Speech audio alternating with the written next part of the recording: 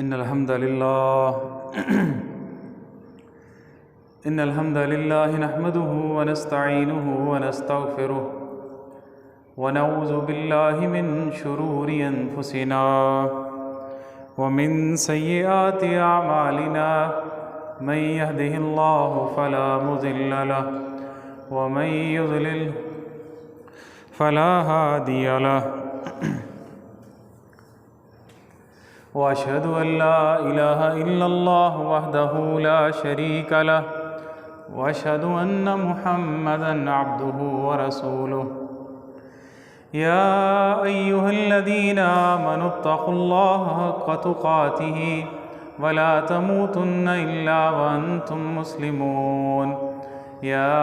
أيها الناس اتقوا ربكم الذي خلقكم من نفس واحدة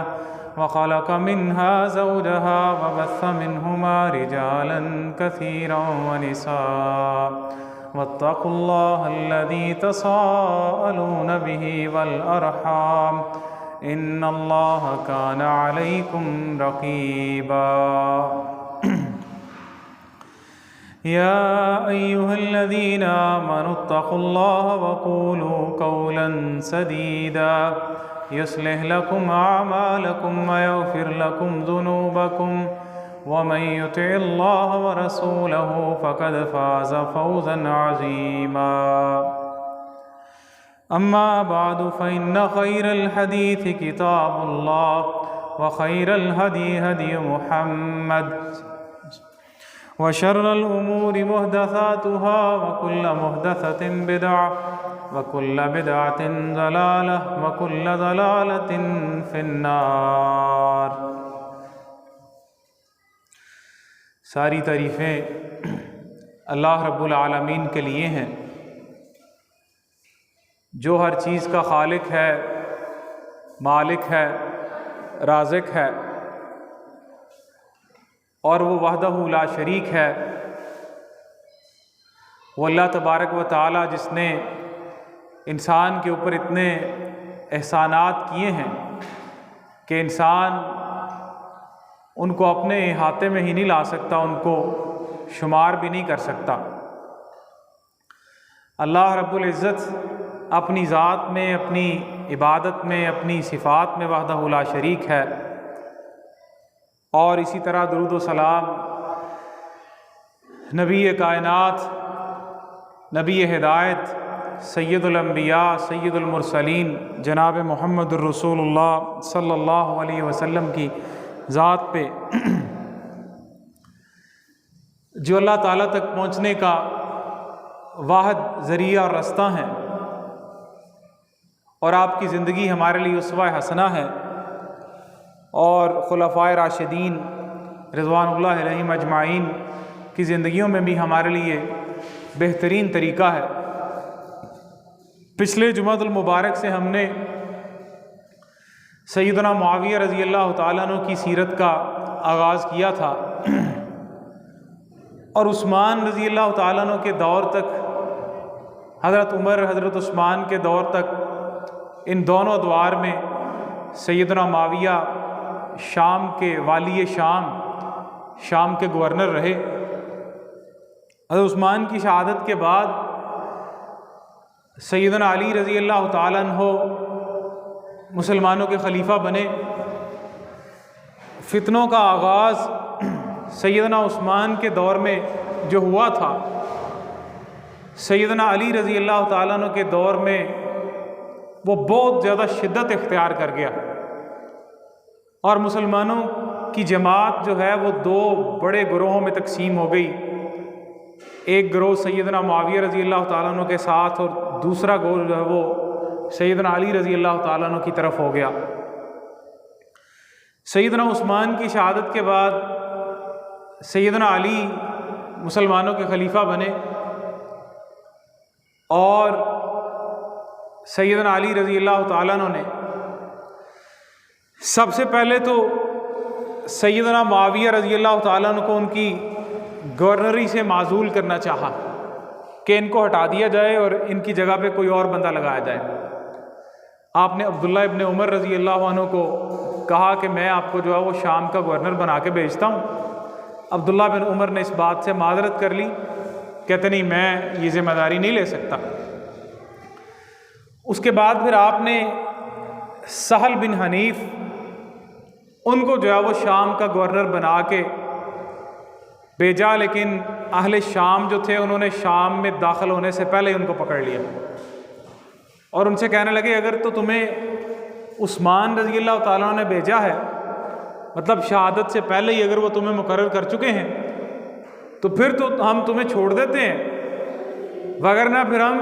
یہیں سے واپس چلے جاؤ۔ معاویہ رضی اللہ تعالیٰ عنہ چونکہ سیدنا عثمان کے چچا زاد بھائی تھے اور شام کے اندر ایک لمبا عرصہ شام کے والی رہنے کی وجہ سے شام کے لوگ ان کی اطاعت کرتے تھے، ان سے محبت کرتے تھے، اور ملت اسلامیہ کا یہ جو بڑا صوبہ تھا شام، یہ سارے کا سارا یہ سیدنا علی کی بیعت کرنے کے لیے تیار نہیں تھا۔ سیدنا معاویہ کی بہن ام حبیبہ بنت ابو سفیان رضی اللہ عنہ، عثمان رضی اللہ تعالیٰ عنہ کی شہادت کے بعد انہوں نے حضرت عثمان کا کرتا منگوایا جس کے اوپر خون لگا ہوا تھا، وہ کرتا منگوا کے اور ساتھ سیدہ نائلہ حضرت عثمان کی جو بیوی تھیں ان کی کٹی ہوئی انگلیاں انہوں نے منگوائیں کہ جب وہ حضرت عثمان کا دفاع کر رہی تھیں اور ان کی انگلیاں جو کٹ گئی تھیں انگلیاں انہوں نے منگوائیں، اور یہ کرتا بھی اور انگلیاں بھی دے کے نعمان بن بشیر رضی اللہ تعالیٰ عنہ کو سیدنا معاویہ کی طرف بھیج دیا انہوں نے۔ نعمان بن بشیر رضی اللہ عنہ جب وہ شام میں پہنچے، دمشق میں پہنچے، اور جس ظلم کے ساتھ سیدنا عثمان کو شہید کیا گیا تھا انہوں نے جا کے بتایا، اور دمشق کے ممبر کے اوپر ان کا کرتا رکھ دیا، اور سیدہ نائلہ رضی اللہ عنہ کی ان کی انگلیاں بھی رکھ دی، اور پورے دمشق اور شام کے لوگ آتے اس کو دیکھتے اور روتے کہ کس طرح خلیفۃ المسلمین کو جو ہے وہ باغیوں نے مدینے میں اکٹھے ہو کے ان کو جو ہے وہ ظالمانہ طور پہ شہید کر دیا ہے۔ نعمان بن بشیر رضی اللہ تعالیٰ عنہ کہتے ہیں کہ عائشہ رضی اللہ تعالیٰ عنہ نے مجھے ایک حدیث بیان کی، اور وہ حدیث یہ تھی، انہوں نے کہا کہ رسول اللہ صلی اللہ علیہ وسلم نے فرمایا عثمان کے بارے میں کہ عثمان، اللہ تعالیٰ تجھے ایک قمیض پہنائے گا، ایک قمیض، لوگ وہ قمیض اتارنے کی کوشش کریں گے لیکن تو نے وہ قمیض اتارنی نہیں، جس سے مراد خلافت تھی۔ اور سیدنا معاویہ رضی اللہ کہنے لگے کہ عائشہ رضی اللہ کو خط لکھا کہ آپ یہ حدیث مجھے لکھ کے بھیج دیں کہ ہم یہ اس بات کی تائید کرتی ہے کہ وہ انتہائی مظلومانہ طریقے سے جو ہے وہ شہید کیے گئے ہیں۔ پھر نعمان بن بشیر کہتے ہیں کہ میں کھڑا تھا، نبی کریم صلی اللہ علیہ وسلم کہہ رہے تھے کہ فتنوں کا ایک دور آنے والا ہے، اور اس دور کے اندر یہ جو بندہ جا رہا ہے یہ بندہ حق پہ ہوگا۔ اس دور کے اندر ایک بندہ وہاں سے گزر رہا تھا اپنے چہرے پہ کپڑا ڈال کے چہرہ چھپائے، کہتے میں گیا اور میں نے دیکھا ان کا چہرہ تو وہ سیدنا عثمان رضی اللہ تعالیٰ عنہ تھے۔ تو پورے اہل شام جتنے تھے شام کے لوگ، انہوں نے اس بات کا عہد کیا کہ ہم سیدنا عثمان کا جو ہے وہ بدلہ لیں گے، ان کا قصاص ہم لیں گے۔ سیدنا معاویہ نے کہا کہ میں اس کا سب سے زیادہ حقدار ہوں، میں ان کے چچے کا بیٹا ہوں۔ علی رضی اللہ تعالیٰ عنہ خلیفہ بن گئے، اور سیدنا علی کو یہ لکھا کہ آپ عثمان کے قتل کا بدلہ لیں، کیونکہ سیدنا عثمان کو شہید کرنے والے وہ لوگ تھے جو نعرہ حضرت علی کی محبت کا لگاتے تھے، حضرت علی کے لشکر میں بھی شامل تھے، وہ جنہوں نے سیدنا عثمان کو شہید کیا۔ معاویہ رضی اللہ تعالیٰ عنہ نے بیعت کرنے سے انکار کر دیا۔ یہاں پہ ایک بات یہ سمجھیں کہ انہوں نے علی رضی اللہ تعالیٰ عنہ کی بیعت کرنے سے انکار اس وجہ سے نہیں کیا کہ وہ اپنے آپ کو حضرت علی سے افضل سمجھتے تھے یا اپنے آپ کو خلافت کا حقدار سمجھتے تھے۔ یہ بات قطعاً غلط ہے کہ وہ اپنے آپ کو خلافت کا حقدار سمجھتے تھے یا اپنے آپ کو حضرت علی سے افضل سمجھتے تھے، اور اس بات کا اظہار انہوں نے بڑی دفعہ کیا۔ ابو مسلم خولانی ان سے روایت ہے، سیدنا معاویہ سے پوچھا گیا کہ کیا آپ اپنے آپ کو حضرت علی سے افضل سمجھتے ہیں؟ کہتے نہیں، میں بالکل افضل نہیں سمجھتا، میں یہ سمجھتا ہوں کہ وہ خلافت کے حقدار ہیں، لیکن سیدنا معاویہ اور پورے اہل شام جو تھے ان کا ایک موقف تھا کہ جب تک علی رضی اللہ تعالیٰ عنہ قاتلین عثمان کو ہمارے حوالے نہیں کرتے تب تک ہم ان کی بیعت نہیں کریں گے۔ اور سیدنا علی کا ایک موقف تھا کہ پہلے یہ لوگ بیعت کریں، سیاسی استحکام ہو مسلم امہ کے اندر اور مسلمانوں کی حکومت کے اندر، مسلمانوں کی ریاست میں سیاسی استحکام آئے، پھر اس کے بعد ہم بدلہ لیں گے۔ لیکن سیدنا معاویہ اور باقی لوگوں کو اس سے خدشات تھے کہ اگر ہم نے بیعت کر لی تو کل کو یہ لوگ ہم پہ بھی چڑھ دوڑیں گے، یہ عثمان رضی اللہ تعالیٰ عنہ کے جو قاتلین ہیں۔ لوگوں نے کہا کہ اگر یہ بات ہے تو ہم حضرت علی سے اس بات کا تقاضا کرتے ہیں۔ حضرت علی کو کہا کہ عثمان کے قاتلین کو آپ معاویہ کے حوالے کر دیں، انہوں نے نہیں کیا۔ تو اہل شام نے اس بات کی قسم کھائی، انہوں نے کہا کہ ہم عثمان کا بدلہ لیے بغیر کبھی بھی بیعت نہیں کریں گے۔ پورے شام جتنا بھی تھا، بڑی فوج اور بڑا صوبہ، سارے لوگ سیدنا معاویہ رضی اللہ تعالیٰ عنہ اور معاویہ رضی اللہ تعالیٰ عنہ نے اپنی خلافت کی بیعت سیدنا علی کی وفات تک بھی لوگوں سے نہیں لی۔ شام کے امیر رہے وہ کہ لوگ یہ تو رافضی لوگ یہ کہنے کی کوشش کرتے ہیں نا کہ وہ جی ان کو خلافت کا وہ سمجھتے تھے میں علی سے زیادہ خلافت کا مستحق ہوں، اس وجہ سے بارہا انہوں نے اس بات کا تذکرہ کیا کہ علی رضی اللہ تعالیٰ عنہ مجھ سے افضل ہیں، مجھ سے برتر ہیں، مجھ سے اعلیٰ ہیں، لیکن عثمان میرے چچے کا بیٹا ہے اور میں اس بات کا سب سے زیادہ حق رکھتا ہوں کہ اس کے قاتلین جو ہیں ان سے بدلہ لیا جائے۔ لیکن دارالخلافہ اتنے خلفشار کا شکار تھا، اتنے انتشار کا شکار تھا کہ ان کے قاتلین کو جو ہے وہ پکڑنا اور ان کے قاتلین کو جو ہے قصاص کے طور پہ قتل کرنا وہ ممکن نظر نہیں آ رہا تھا۔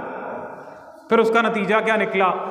کہ مسلمانوں کی آپس میں بڑی جنگیں ہوئیں۔ جنگ جمل ہوئی پہلے تو سیدہ عائشہ، طلحہ، زبیر، حضرت علی کے درمیان، اس کے بعد جنگ صفین 37 ہجری میں۔ جنگ صفین سب سے بڑی جنگ جو ہے وہ سیدنا علی اور سیدنا معاویہ رضی اللہ تعالیٰ عنہ کے درمیان۔ جب شام کے تمام لوگوں نے اس بات پہ عہد کر لیا کہ ہم تو بیعت نہیں کریں گے جب تک یہ عثمان کے قاتلوں کو ہمارے حوالے نہیں کر دیتے، اور بہت سارے صحابہ کرام کے 3 گروہ بن گئے۔ کچھ لوگ تو وہ تھے جو سیدنا معاویہ رضی اللہ تعالیٰ عنہ کے ساتھ تھے، اور کچھ لوگ وہ تھے جو سیدنا علی رضی اللہ تعالیٰ عنہ کے ساتھ تھے، اور تیسرا گروہ وہ تھا جو بالکل غیر جانبدار لوگ تھے، جو یہ سمجھتے تھے کہ مسلمانوں کی دونوں جماعتیں آپس میں لڑ رہی ہیں، ہمیں اس چیز سے پیچھے رہنا چاہیے، ہم ان کے ساتھ نہیں لڑیں گے۔ عبداللہ ابن مسعود رضی اللہ تعالیٰ عنہ کے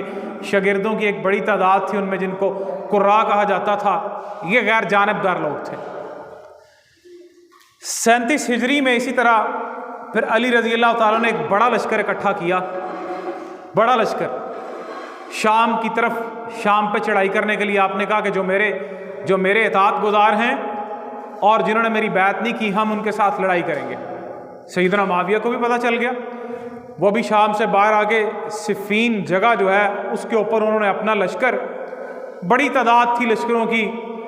سیدنا معاویہ کے لشکر کی شاید کوئی 70-80 ہزار لوگ تھے۔ اس میں لوگ آئے سیدنا علی کے پاس پہلے کہ شام کی کیا صورتحال ہے۔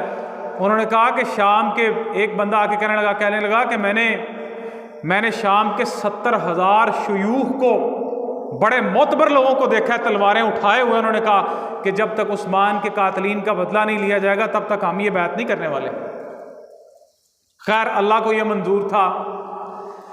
ایک بڑا فتنہ تھا، یہ بڑی آزمائش تھی مسلمانوں کی۔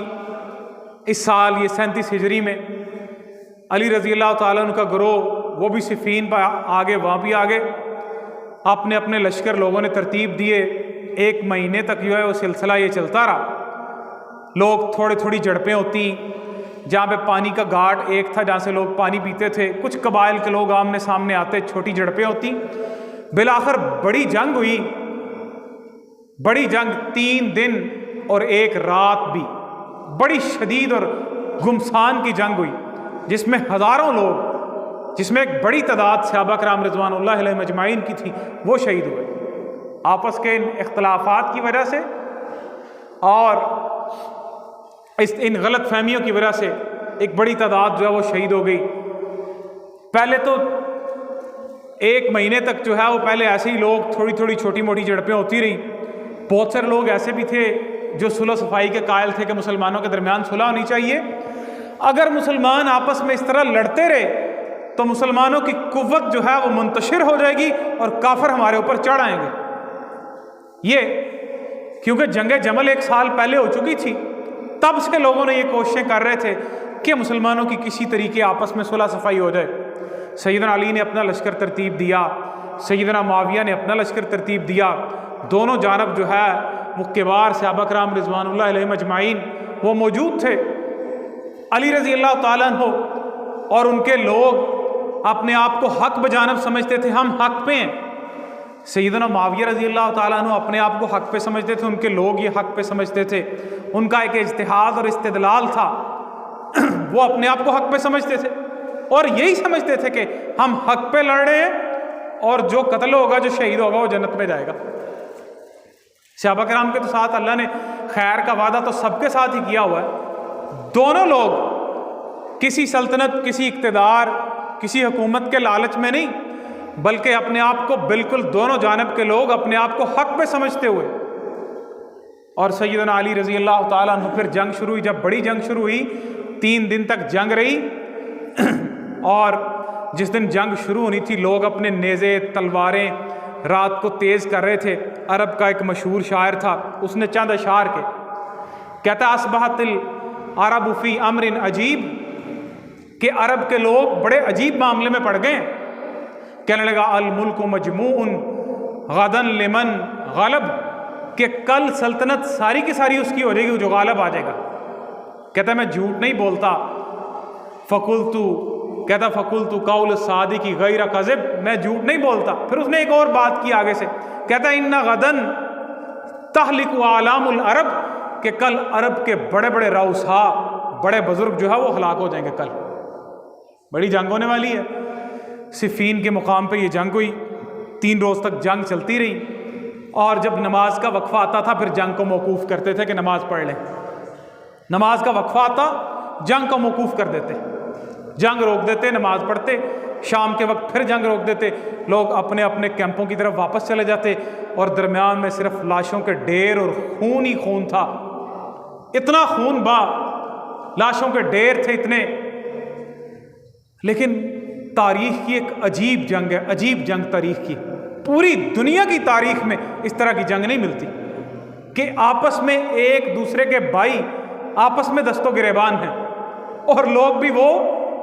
جو شام کو جو مقتول ہوتے تھے ان کا جنازہ بھی اکٹھے پڑھ لیتے تھے۔ سیدنا علی رضی اللہ تعالیٰ عنہ کو بندہ کہنے لگا کہ علی رضی اللہ تعالیٰ عنہ کے سامنے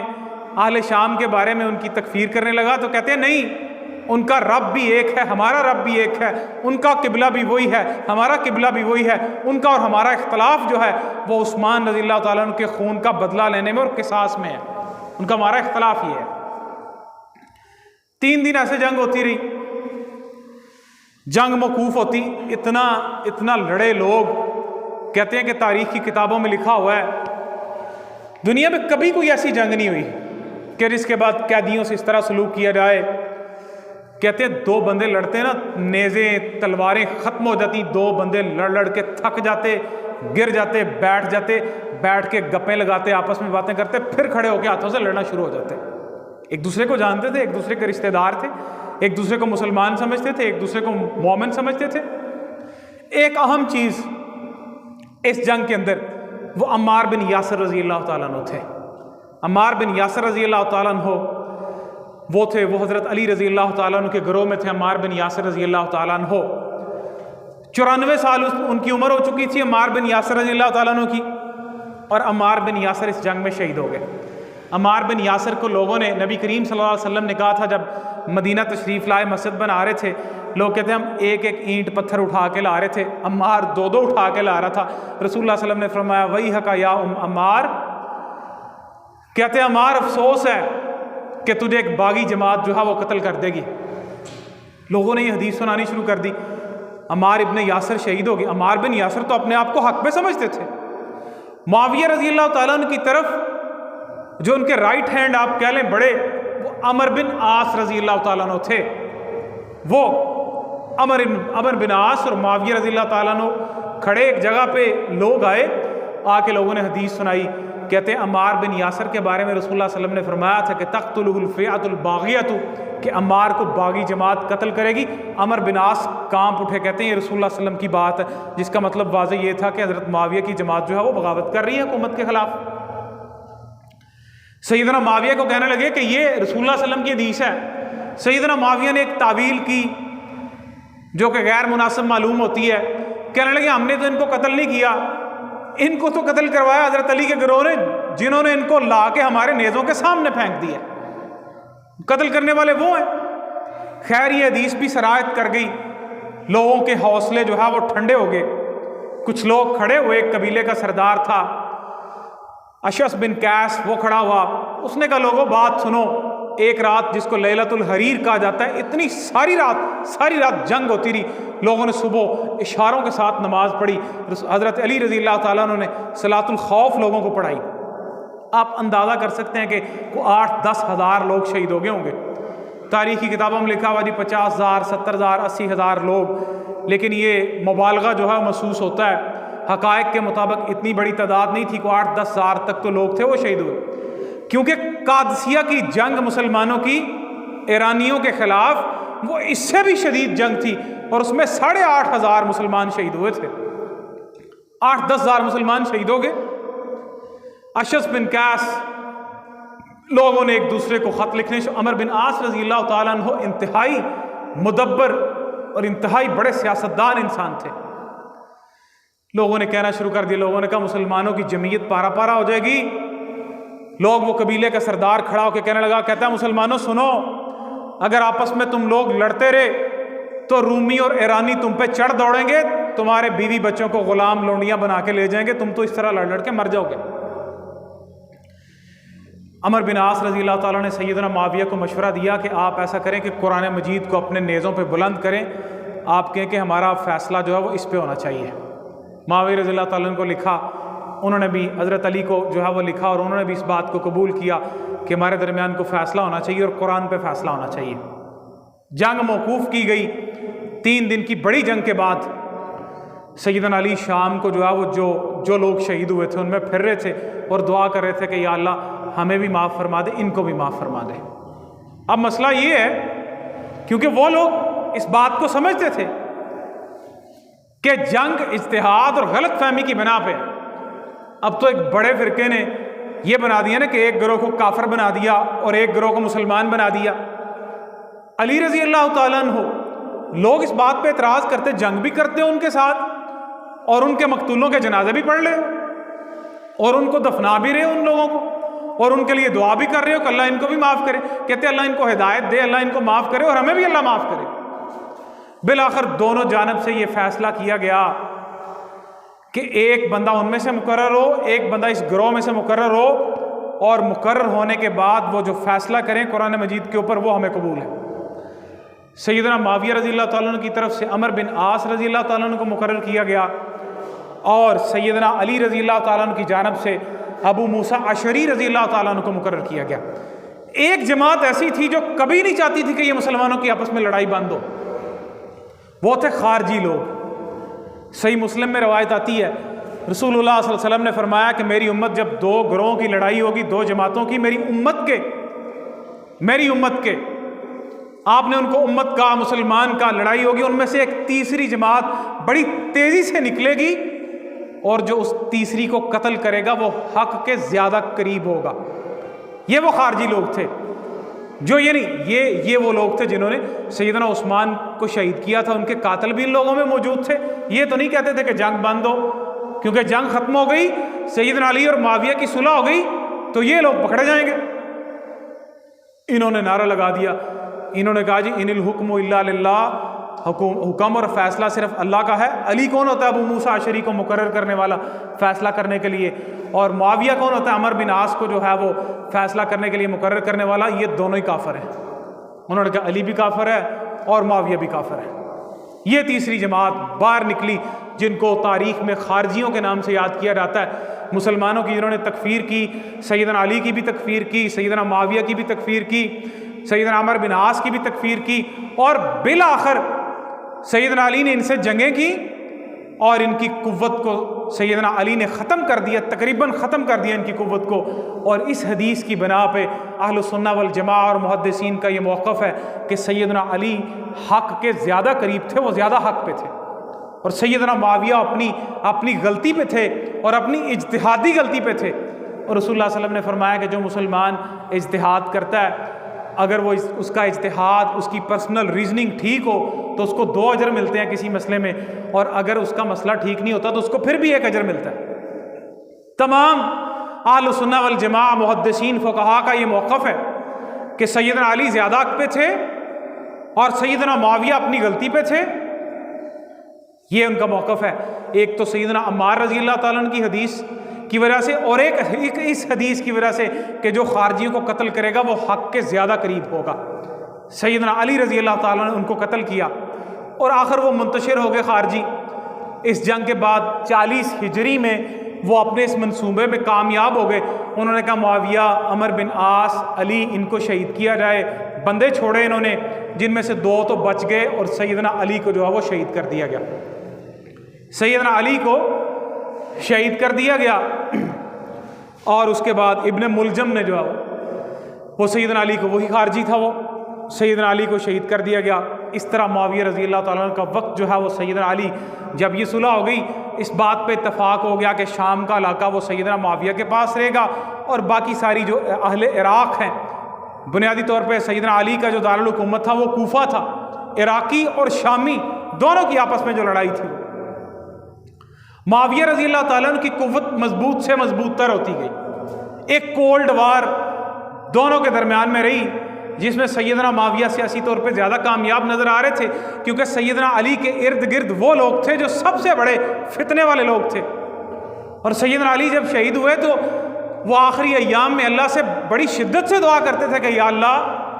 وہ کہتے تھے اللہ میں ان سے اکتا گیا ہوں، یہ جو میرے آس پاس لوگ ہیں اور یہ مجھ سے اکتا گئے ہیں، اللہ تو مجھے اپنے پاس بلا لے، محمد رسول اللہ صلی اللہ علیہ وسلم اور میرے ساتھی ابو بکر، عمر، عثمان، ان کے پاس بلا لے آپ کو، کیونکہ رسول اللہ صلی اللہ علیہ وسلم کی پیشن گوئی تھی آپ کی شہادت کی بھی، اور آپ اپنی داڑھی کو پکڑ کے کہتے کہ وہ بدبخت کہاں پہ رہ گیا ہے جو اس داڑھی کو خون سے رنگے گا۔ آپ سیدنا حسن کہتے ہیں کہ بڑی شدت سے ان دنوں میں دعا کرتے تھے کہ اللہ مجھے ان سے اٹھا لے اور مجھے ان سے بہتر لوگوں کی صحبت عطا کر، اور میرے بعد ان کو مجھ سے جو بدتر انسان ہے، مجھ سے جو برا انسان ہے، وہ ان کے ذمہ جو وہ لگا دے، ان کی صحبت جو ہے، کیونکہ یہ سارے لوگ وہ تھے جو سیدنا علی نے آنے کا کلمۃ حق ارید بها الباطل، جو نام حضرت علی کا لیتے تھے لیکن اس کے پیچھے خیال اور عقیدہ باطل تھا، مسلمانوں کی قوت کو توڑنے کا اور کمزور کرنے کا۔ اب یہ ساری صورتحال جب دیکھی نا سیدنا معاویہ اور سیدنا علی کی لڑائی کی، تو جو رومن امپائر کا رومی بادشاہ تھا اس نے جو ہے ادھر سے حرکت شروع کر دی اپنے لشکر دے کے کہ مسلمانوں کے اوپر حملہ کرے گا۔ سیدنا معاویہ نے اس کو خط لکھا، سیدنا معاویہ نے کہا رومی کتے، رومی ملعون، اگر تو نے اسلامی سرحد کی طرف دیکھا تو میں اپنے بھائی علی کے ساتھ مل کے میں قیامت تک تیری نسلوں کو مٹا دوں گا میں۔ پھر اس کو جرأت نہیں ہوئی، اس کو یہ اندازہ نہیں تھا۔ تو یہ عجیب قسم کی ایک جنگ تھی جہاں پہ رکنے کے بعد لوگ قرآن اور احادیث کی بنا پہ اپنے آپ کو حق پہ سمجھ رہے تھے، اور اس بات جس کو وہ حق سمجھ رہے تھے اس سے ایک تنکا بھی تجاوز نہیں کرتے تھے۔ کسی کو ایک پتہ چل گیا حق یہاں پہ ہے تو بس وہاں تک ہے، ذاتی دشمنی نہیں کسی سے۔ ان کے مقتولین ہیں، ان کے شہداء ہیں، ان کا جنازہ پڑھ رہے ہیں، ان کو دفنا رہے ہیں۔ امام ابو حنیفہ رحمہ اللہ کہتے ہیں اگر یہ جنگ نہ ہوتی تو شاید ہمیں بہت سارے احکامات نہ پتہ چلتے۔ اللہ تعالیٰ خیر اس طرح کے فتنوں میں سے بھی کوئی نہ کوئی حکمت نکال دیتا ہے کہ آپس میں جب مسلمانوں کی جنگ ہوتی ہے تو تب قیدیوں کے ساتھ کیا سلوک کیا جاتا ہے، جب سول وار ہوتی ہے آپس میں مسلمانوں کی، سیدنا علی کو کوئی قیدی بن کے آتا تو اس کا سامان وغیرہ تو جو پکڑ کے لاتا اس کو دے دیتے، پھر اس سے قرآن پہ حلف لیتے کہ تم اب ہمارے خلاف نہیں لڑو گے، تو اس کو چھوڑ دیتے، حلف لیتے کہ کبھی بھی اگر وہ آپ کی بیعت کر لیتا اس کو چھوڑ دیتے، یا اس سے حلف لیتے کہ تم ہمارے مقابلے میں نہیں آؤ گے۔ علی رضی اللہ تعالیٰ کی وہ طاقت کمزور ہوتی گئی آہستہ آہستہ، اور آپ اس سے 3 سال بعد 40 ہجری میں آپ شہید ہو گئے، اور بہت سارے گورنر، خاص طور پر مصر کا علاقہ، وہ بھی سیدنا معاویہ کے ساتھ مل گیا، اور پھر آپ کی شہادت کے بعد سیدنا حسن رضی اللہ تعالیٰ عنہ وہ خلیفہ بن گئے، اور حسن رضی اللہ تعالیٰ کے وقت میں اور بعد والے وقت میں پھر معاویہ رضی اللہ تعالیٰ کے کیا معاملات تھے، اس پہ انشاءاللہ آئندہ جمعہ میں وہ بات کریں گے۔ لیکن چند باتیں ہمیں یہ سمجھ آتی ہیں ان واقعات سے، کہ جو سب سے بڑی بات یہ کہ مسلمانوں کی جب آپس میں لڑائی ہوتی ہے تو پھر مسلمانوں کا نقصان ہوتا ہے۔ جب مسلمان آپس میں لڑتے ہیں پھر مسلمانوں کی فتوحات اور اسلامی سرحدوں کی وسعت ختم ہو جاتی ہے، پھر کافر پر تولنا شروع کر دیتے ہیں۔ کوئی بھی تاریخ کسی بھی قوم کی، وہ قوم کا حافظہ ہوتی ہے، اس کو اپنی تاریخ سے سبق سیکھے اور اپنے مستقبل کا لائحہ عمل طے کرے، اور دیکھیں ہماری تاریخ ہمیں کیا سکھاتی ہے۔ آپ یہ دیکھیں، تب یہ سارا سلسلہ موقوف ہو گیا، جہاد کا سلسلہ موقوف ہو گیا، مسلمان آپس میں لڑتے رہے۔ وہ اس معاملے کے بعد پھر سیدنا معاویہ کے دور میں جہاد کا سلسلہ چلا، اس وقت موقوف ہو گیا۔ آپ موجودہ صورتحال دیکھ رہے ہیں، سب سے بڑا جو نقصان مسلمانوں کا ہے وہ ہے مسلمانوں کی تقسیم در تقسیم۔ مسلمان کبھی بھی انقلاب نہیں لا سکتے جب تک وہ امت کا تصور نہ لے کے آئیں۔ نیشن سٹیٹس کا سب سے بڑا نقصان یہ ہوتا ہے، نیشن سٹیٹس کا نقصان ہے یہ۔ اب بنگلہ دیش میں اگر جماعت اسلامی کے سربراہوں کو ان کو پھانسیاں دی جاتی ہیں، حالانکہ ان کو نہیں پتہ یہ کلمہ گو ہیں، یہ ہمارے بھائی ہیں۔ یہ وہ نیشن سٹیٹس کا کانسیپٹ ہے جو مغرب نے ہمیں دیا ہے اور سب کو اپنی اپنی ریاستوں میں تقسیم کر دیا ہے۔ آپ دیکھیں،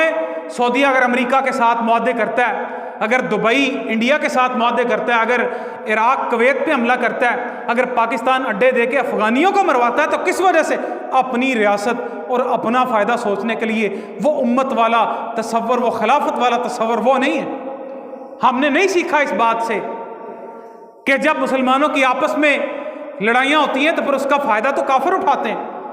پوری دنیا میں مسلمان آج ذلیل و رسوا ہیں، اس کی سب سے بڑی وجہ یہ ہے۔ ایک ریڈ کلف نے، آپ وائس رائے نے وہ لائنیں لگائی ہیں بارڈرز کی، اور ہم آج پہچانتے ہیں۔ آپ چند سال پہلے، ہم ایک وقت تھوڑا عرصہ پہلے ہم بنگالیوں کو اپنے بھائی سمجھتے تھے، آج انہی بنگالیوں کے خلاف ہماری نفرت ہے۔ آج وہی افغانی، آپ دیکھیں کرکٹ کے میچ ہوتے ہیں، پاکستانیوں سے کس قدر نفرت کرتے ہیں وہ، کہ جو اللہ نے کہا تھا انما المؤمنون اخوہ۔ اگر ماضی میں جنگ تھی بھی مسلمانوں کی، صحابہ کرام رضوان اللہ علیہم اجمعین، حضرت علی اور معاویہ کی، آپ دیکھیں وہ ایک موقف کی حد تک تھی، وہ اس بات کو سمجھتے تھے کہ اللہ نے قرآن مجید میں کہا ہے وَإِن طَائِفَتَانِ مِنَ الْمُؤْمِنِينَ اقْتَتَلُوا فَأَصْلِحُوا بَيْنَهُمَا۔ اگر مومنوں کی دو جماعتیں آپس میں لڑ پڑیں، ان کے درمیان صلح کرواؤ، کہ دونوں جماعتیں مسلمان ہیں۔ اللہ نے کہا لڑائی کے باوجود مومن ہیں دونوں جماعتیں، اور یہاں پہ فتوے، حکومتیں کافر، فلاں کافر، اس کو اڑا دو، اس پہ خود حملے کرو۔ وہ لوگ یہ سمجھتے تھے کہ یہ مومن ہے، کہ رسول اللہ صلی اللہ علیہ وسلم نے سیدنا حسن رضی اللہ تعالیٰ عنہ کو کہا تھا، آپ ممبر پہ بیٹھے ہوئے تھے، حسن آپ کے پاس بیٹھے ہوئے تھے، آپ نے کہا ان ابنی ھذا سید، میرا یہ بیٹا سردار ہے۔ صحیح مسلم میں روایت آتی ہے لعل اللہ ان یصلح بہ بین فئتین عظیمتین من المسلمین، کہ اللہ ان قریب اس میرے بیٹے کے ذریعے مسلمانوں کی دو بڑی جماعتوں میں صلح کروائے گا، کہ سیدنا معاویہ کی جماعت بھی مسلمانوں کی اور سیدنا علی کا جو گروہ تھا وہ بھی مسلمانوں کا، اور صلح حضرت حسن نے کی اور اپنی امارت کو چھوڑ کے ساری امارت سیدنا معاویہ کو دے دی۔ آج ضرورت اس بات کی ہے سیدنا حسن کے اسوہ حسنہ کو اپنانے کی، کہ ہم قربانی دیں اپنی اناؤں کی، اپنے اقتدار کی۔ یہاں پہ ہمارے ملک میں کیا ہو رہا ہے؟ اقتدار کی خاطر کوئی، آپ دیکھیں عوام کی سوچتا ہو، کوئی جرنیل، کوئی سیاستدان پچھلے 1.5-2 سال میں کسی نے عوام کا سوچا ہو؟ اپنی انا میں کسی کی حکومت آئی، اس کو پکڑ لو، اس کو جکڑ لو، صرف اور صرف کوئی اقتدار کو سیکریفائز کرنے کے لیے تیار نہیں ہے۔ ہر سیاستدان یہ سوچ رہا ہے کہ ایک بیانیہ کیسے بنانا ہے جو عوام میں مقبول ہو اور ہمیں ووٹ ملے، ہم کرسی پہ آ جائیں، چاہے وہ بیانیہ جھوٹ پہ مبنی ہو، سچ پہ مبنی ہو، کسی نہ کسی طریقے سے عوام میں ایک بیانیہ مقبول ہو، ہمیں ووٹ ملے، ہم کرسی پہ آ جائیں، ہم اقتدار میں آئیں، اور پھر ہم ایک دوسرے کو پکڑیں، جیلوں میں ڈالیں، دوسرا اقتدار میں آئے وہ ڈالے، کوئی اسلام کی بات نہ کرے، کوئی امت کی بات نہ کرے، کوئی خلافت کی بات نہ کرے. ہمیں یہ ہماری تقسیم در تقسیم کی وجہ ہے کہ آج مسلمان دنیا میں ذلیل و رسوا ہے. رسول اللہ صلی اللہ علیہ وسلم نے فرمایا نا کہ قیامت کے نزدیک کافر قومیں مسلمانوں پہ اس طرح ٹوٹ پڑیں گی جس طرح بھوکے کھانے پہ ٹوٹتے ہیں. کہا اللہ کے رسول کیا مسلمانوں کی تعداد کم ہوگی؟ کہا نہیں، تعداد کم نہیں ہوگی، ان میں حرج ہوگا. کہا وہ کیا ہے؟ کہ آپس کی لڑائیاں. ایک ملک کے اندر پوری مسلم امت تو چھوڑیں آپ، جو نیشن سٹیٹس میں ڈیوائیڈ ہے اس کو تو چھوڑیں آپ ایک ملک کے اندر دیکھ لیں،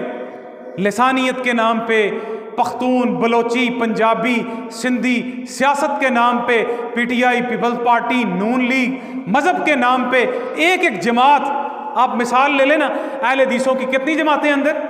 ایک بندہ اپنی کرسی چھوڑنے کو تیار نہیں ہے کہ میں اس کو کرسی دے دوں. کسی کا اس بات میں اختلاف ہے کہ سود اس ملک میں نہیں ہونا چاہیے، اس ملک میں قتل و غارت نہیں ہونی چاہیے، اس ملک میں حدود اللہ ہونی چاہیے؟ کسی کا اختلاف ہے؟ نہ اہل حدیثوں کا اختلاف، نہ دیوبندیوں کا اختلاف، شیعوں کا بھی اختلاف نہیں ہے. اس بات پہ بھی اگر یہ لوگ اکٹھے نہیں ہوتے تو یہ تقسیم در تقسیم ہے جس میں مسلمانوں کو تقسیم کیا گیا. کوئی انقلاب نظر نہیں آتا کہ اس ملک میں آ سکے جہاں پہ اتنی تقسیم ہے. پھر سیاسی طور پہ چھوٹے لیول پہ اتنی برادریوں کی، شہروں کی، پنڈوں کی تقسیم، برادریوں کے نام پہ الیکشن لڑنے والے لوگ، برادریوں کے اندر آپ کوئی ایک بندہ کھڑا کر دیں آپ کسی بات کے لیے، اس کے گھر والے، اس کے چاچے تائے اس کا ساتھ نہیں دیں گے. یہ ہمارا شریکہ ہے، یہ ہماری برادری ہے، اس کے باپ نے، اس کے دادے نے ہمارے ساتھ ظلم کیا تھا، ہمارا زمین پہلی کا ان کے ساتھ رولا تھا. اس قدر تقسیم والے ملک میں اگر کوئی یہ سمجھے کہ ڈنڈے سوٹے کے ساتھ انقلاب آ جائے گا تو یہ خام خیالی ہے، یہ بے وقوفی ہے. اگر کوئی یہ سمجھے کوئی جرنیل آ جائے راتوں رات آ کے اسلام نافذ کر دے، لوگ اس کو ایکسیپٹ ہی نہیں کریں گے، نہیں کریں گے لوگ. بتدریج اس بات کی ضرورت ہے کہ آہستہ آہستہ لوگوں کی ذہن سازی کی جائے، لوگوں کو قرآن مجید پہ لایا جائے، لوگوں کو اسوہ حسنہ پہ لایا جائے لوگوں کو، تب جا کے شاید ہماری تقدیر بدل سکے. تو اگلے جمعے میں انشاءاللہ ہم یہاں سے سیدنا معاویہ رضی اللہ تعالیٰ عنہ کی باقی زندگی، ان کی سیرت ہے، اس حوالے سے آگے بات یہاں سے چلائیں گے. اللہ تبارک و تعالیٰ سے دعا اللہ سمجھنے کی توفیق عطا فرمائے. وآخر دعوانا الحمد للہ رب العالمین.